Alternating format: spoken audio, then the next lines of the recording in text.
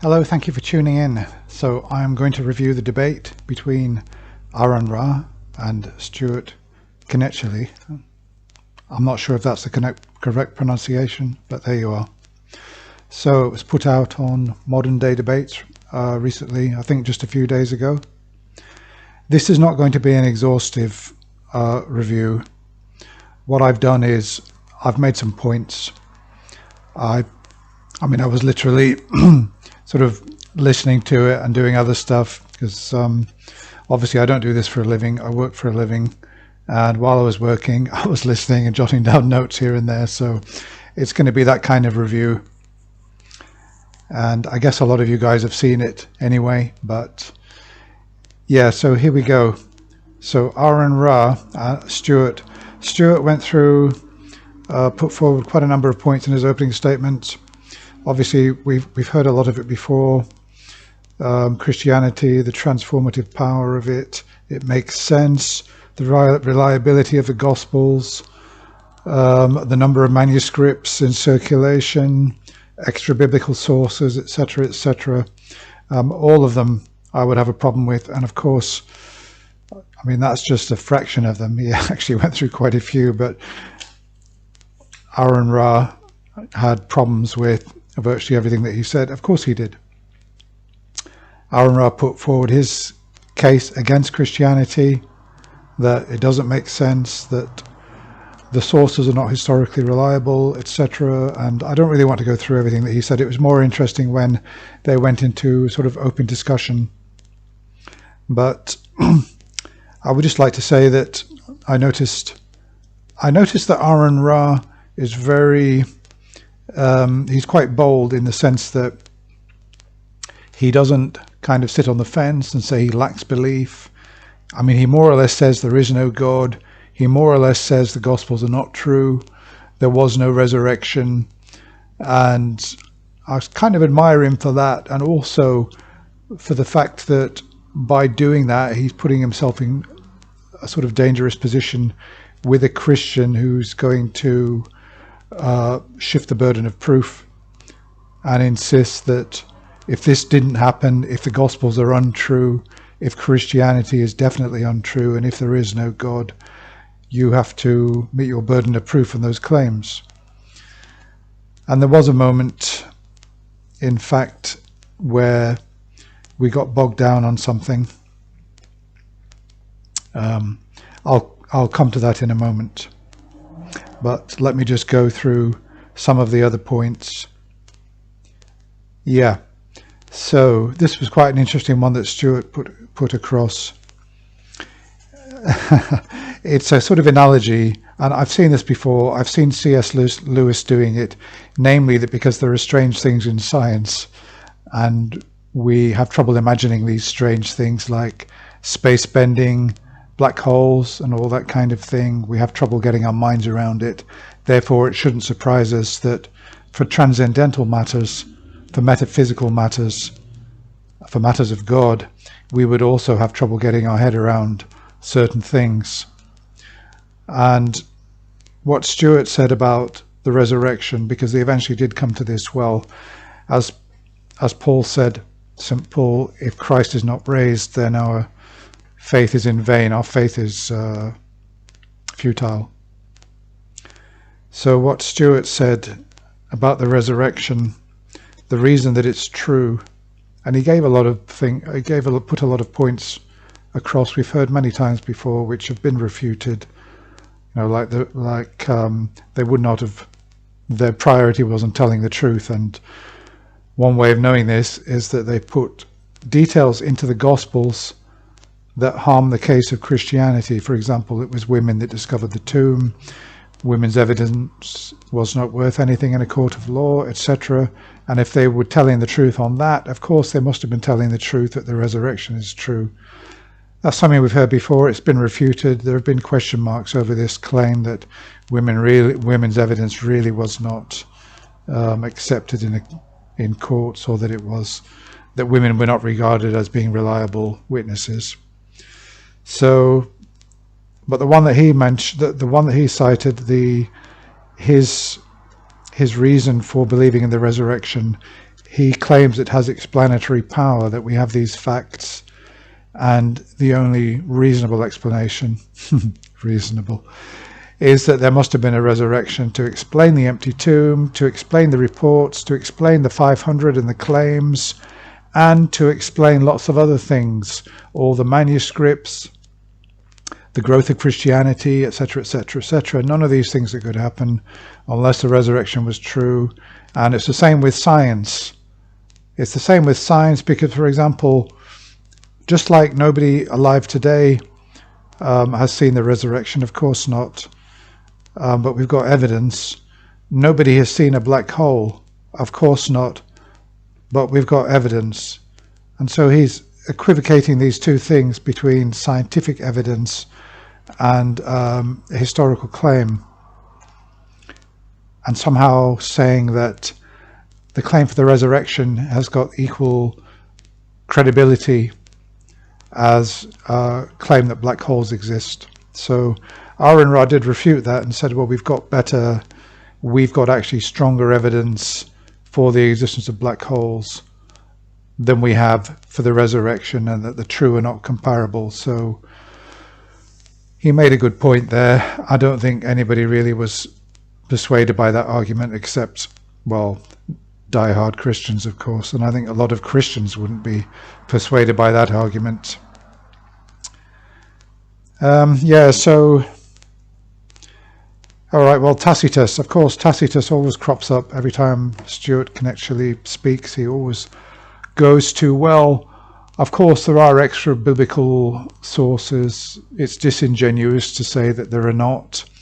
And we've got Tacitus, and Tacitus is confirming a lot about Christianity, and he wouldn't have been doing this unless Christianity was a real thing. Well, of course, Aron Ra did refute that and said that no matter what Tacitus said, even if Tacitus said the resurrection really happened and I was there and I saw it, doesn't really mean that the resurrection did happen. And of course, Christianity was a thing in the Roman Empire.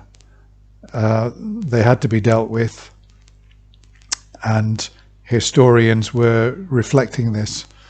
But whatever Tacitus said, you could not make the leap to claim that he's confirming that the details of Christianity are true. It's as Aron Ra said, that Tacitus is just reporting on this cult of Christianity. He's doing nothing more than that. And it's the same with Josephus. He's only saying that there were people who believed this. And yet, because of Tacitus, because of Josephus, because of Pliny the Younger and some others, we have Christians like Stuart time and time again claiming that these are viable extra biblical sources when they're not. Yeah, coming on to the miracles, of course. What did Aron Ra say about that? He said about, because Stuart said, well, what about the miracles that Jesus performed? What do you believe about those? And Aron Ra said, well, he believes that what Jesus was doing is the same as what Popov was doing when he was tricking people into paying him money in return for certain things that he was doing, pretending that he was speaking to the dead, etc. And that Jesus was doing the same thing. He was doing tricks. I'm not sure if it was Aron Ra or whether it was Matt or somebody else who mentioned Sai Baba as an example of somebody in fairly recent times who was known for doing miracles, but in reality there's no real good solid evidence for that. I actually personally met a couple of Sai Baba devotees, disciples, whatever you want to call them, in the 90s, and there were two women. They were absolutely beaming. I met them in this country, in Britain, and in a professional capacity at the time. I can't remember. Oh yes, I went to their home and I saw a picture of Sai Baba on the wall, and I happened to say, oh, That's Sai Baba, isn't it? Yes, we're followers, etc. And they said to me with glowing eyes, oh yes, he did some absolutely amazing things. And when I said, well, what did they do? What did he do? They wouldn't tell me. They wouldn't expand upon it. That's a shame, because I would like to have heard their testimony, but that's by the by. Sorry about that. Yeah, so this is what Aron believes that Jesus was up to, that he was healing people, but in reality he wasn't. And just as we've seen modern day healers pretend to heal someone, and then a few days later you go and you see them being wheeled into hospital and then straight to the morgue. No, it's not really true. Yeah, of course, they went on to the soul, and Stuart was saying that, well, there's evidence for the soul because we've got near-death experiences, etc. I have to say one thing. Stuart was kind of I often wonder whether he was really taking this seriously. He was laughing, and I mean, throughout. He didn't. I mean, he never looked nervous for a moment, and I often wondered whether he was really taking it seriously and whether he was maybe trolling. He was just laughing, and he seemed to be having such a good time. I hate to tell you this, guys, but I've noticed that a lot of Christians seem to have a better sense of humor than atheists. I mean, Aron Ra is the kind of guy that I would probably rather spend I don't know, a couple of hours having a few laughs with Stuart than Aron Ra. I mean, obviously this is not about comedy. It's about truth. Okay, so obviously I agree with Aron Ra and I don't agree with Stuart Knechtle, but I'm just saying, on a personal level, I'd probably rather spend time with Stuart, the two Stuarts, one atheist, one theist. Oh yes, this was a good one. Yeah. Now they got into a kind of 5 or 10 minute spat of whataboutism. What about what about all the good that Christianity's done in Africa? And then Aron would say, oh, what about all the good that Christianity's done in Africa? What about all the bad it's done in Africa? What about AIDS? And then it would go backwards and forwards. Well, what about this? What about, Aron say, what about all the priests and what they've done to children? And then Stuart would say, yeah, what about all the atheist teachers who are, abusing children? It was going ridiculous, absolutely ridiculous. This whataboutism, it was going backwards and forwards. It's probably one of the most comical debates that I've actually seen, and in that sense entertaining. But just coming back to this claim, Stuart's claim that, oh yes, did you know that Christians give more than any other group? Christians actually give more of their time to charity and good deeds than atheists do. Aron said, well, I'm not really sure, I haven't seen the figures for that, but okay, so what if they do? And Stuart said, well, look at what the good they've done in Africa. We've really made fantastic progress in Africa. They've got sanitation, they've got this, they've got that, and we've helped with AIDS. And help with AIDS? Do you know what the Catholics have done? Said Aron Ra. Oh, said Stuart, but Catholics, they're not real Christians. We don't really regard those as Christians at all. So no, we don't count Catholics. And well, which kind of ruined it for Aron, because he was saying, well, he calls Rats, oh, what's his name? I've forgotten his name. The German Pope. Is it Ratzenberger or Ratzinger? Oh, I can't remember, but he calls him Darth something. Who claimed that condoms actually reduced AIDS in Africa. It was actually absolutely ludicrous claim. But of course, Stuart says that they're not true Christians anyway. And yeah, so let me just have a quick look. I want to wind this up. Oh yeah, Stuart Knechtle saying, look, Christianity must be true. There are more biographies about Jesus than any other figure in history. Well, that's probably true, but doesn't make Christianity true, does it? No, certainly doesn't. This is a good one. I didn't know that Stuart Knechtle takes drugs. I didn't know he was into weed and DMT, what have you. But he made a claim that 48% of atheists who take DMT, 48% of atheists who take DMT convert to theism. Now, I don't know if this claim is true. Aron did pull him up on it. He doesn't know about this claim. Is it true? And if it was true, what would it prove? It wouldn't really, for me, it wouldn't really prove a lot. Only that 48% of atheists took it and had an experience and attributed it to a god. I don't know what to say about that because I didn't have the experience, but I don't count that as evidence myself. I'd go with the 52% who didn't. Yeah, okay. And then, of course, the claim that the gospel writers were Matthew, Mark, Luke, and John, which Stuart. I mean, again, even if that was true, it still would not. It still wouldn't lend any credence to the main claims. One, that the miracles and the resurrection. So that's the problem. Even if they were the writers, which, as many people have pointed out, would be really strange because, say, Mark was dated around 70 AD. It would mean they'd be very old. They'd also be writing in ancient Greek, which seems really strange for the part of the world that they came from. And they didn't. There's no evidence they spoke that language. Oh yeah, this is a good one. Yeah, gay pride. Right. Oh yeah. So Stuart, this was the whataboutism.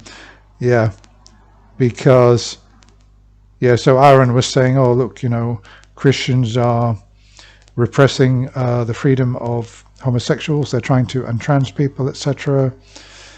And then Stuart said, well, you've had gay pride marches that have been put on by atheists, where you've been calling out as a slogan, "We're coming for your kids." Now, I don't know if there's any truth. That is just a claim. It sounds bizarre.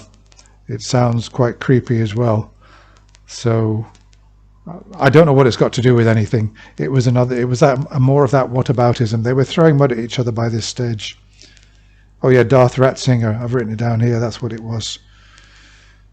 Let me just have a quick look at these notes. Let me just bear with me a second.